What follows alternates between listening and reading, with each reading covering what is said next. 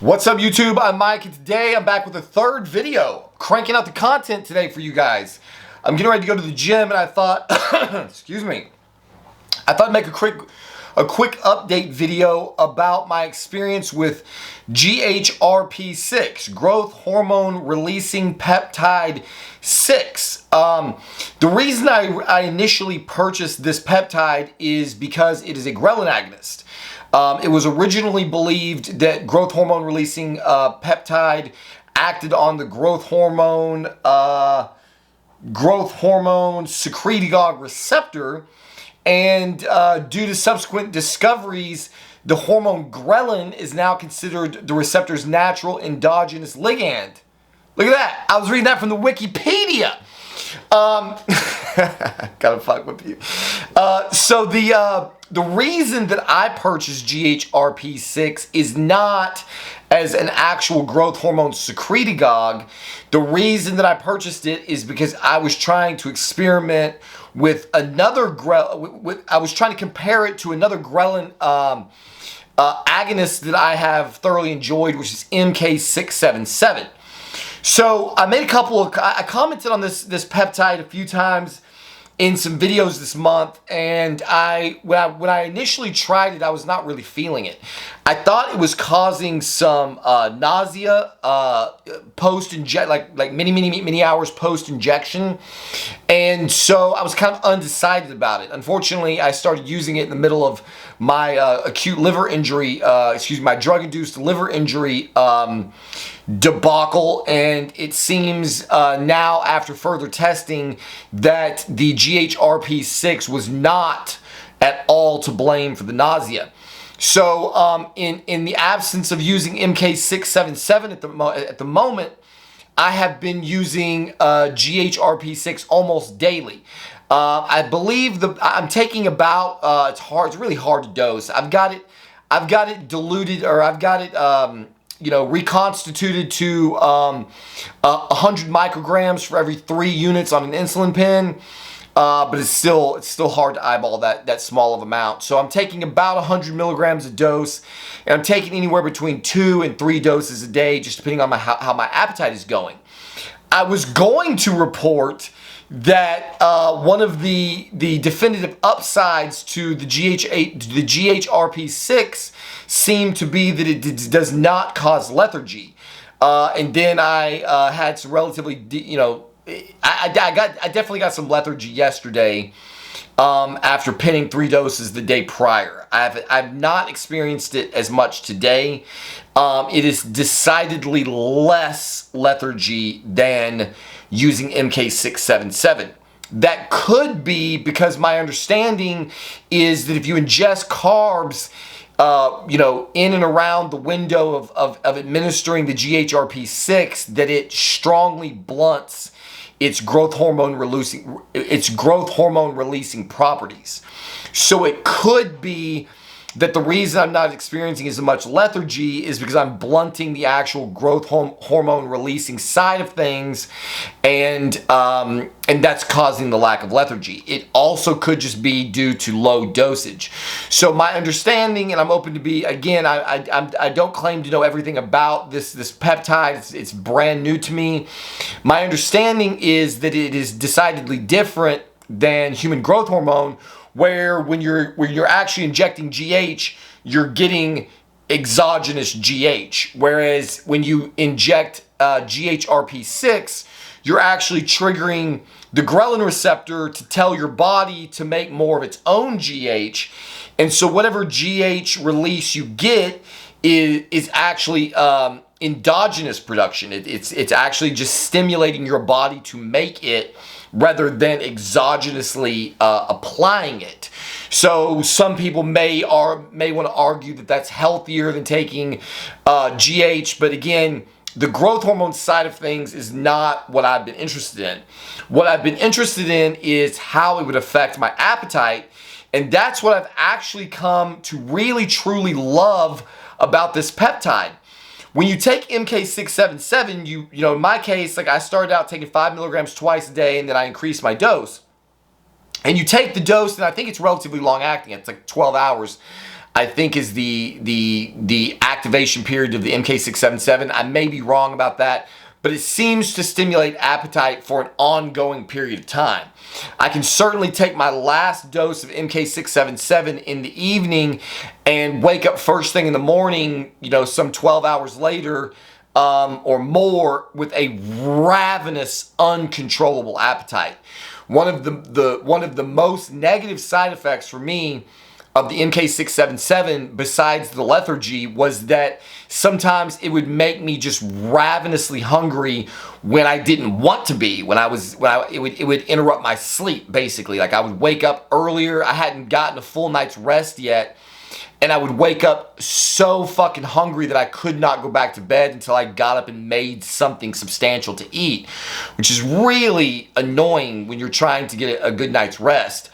The thing that the GHRP-6 seems to be is appetite on demand. That has been the single most amazing factor about this peptide, is that I pin it, and within 15 minutes, I'm feeling the effects of it, and it's stimulating my appetite, and I'm not noticing that it continues to stimulate it for an extended period of time after admission. So basically, it's like you pin it, it makes you hungry for the meal you're getting ready to eat, and then that's it. I can't definitively prove that. I am definitely eating better than I was, and there's times where I think, oh, maybe I should pin some, and then I end up eating perfectly healthy without it. So I honestly cannot definitively say how long the appetite, how long it induces additional appetite, but I can tell you that it is not as acute, even at 300 micrograms a day. It is nowhere near as acute as MK677, where you're waking up in the middle of the night starving to death. It seems to very much be appetite on demand, and that is phenomenal. So one of the ways that I've been using it is I've basically just been using it to add calories to what has already been a really healthy amount of eating for me. So, like, for example, the other day, I'm trying to increase my calories. I had eaten a big lunch, which was Whataburger meal. I'd had a Whataburger, fries, entire Dr. Pepper. So there's 1,000, 1,200 calories. 2 or 3 hours later, give or take, whatever it was, my wife started cooking dinner, and I didn't have any appetite. I didn't want to waste dinner, and I didn't want to miss the calories. And so she was cooking tacos for dinner. And so I said, hey, how long until dinner? And she's like, about 15, 20 minutes. I ran into the kitchen, pinned the GHRP-6. By the time she put my plate down for me to eat, I was ready to eat again. And I ate my entire plate and then went back for seconds. So that right there is a phenomenal tool to have, a phenomenal weapon to have in your arsenal when you have, again, this on-demand situation. If I had been naturally hungry, I wouldn't have needed it, and I would have just gone ahead and eaten my meal as normal.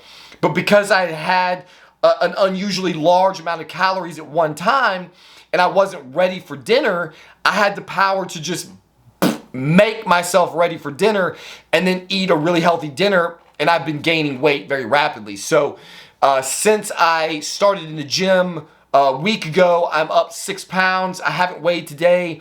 I've eaten really good today. It's very possible that I'm up 7 pounds now, but I gained 6 pounds of body weight back in the first week since getting back on my feet from the drug-induced liver illness, and the GHRP has decidedly been helping with that.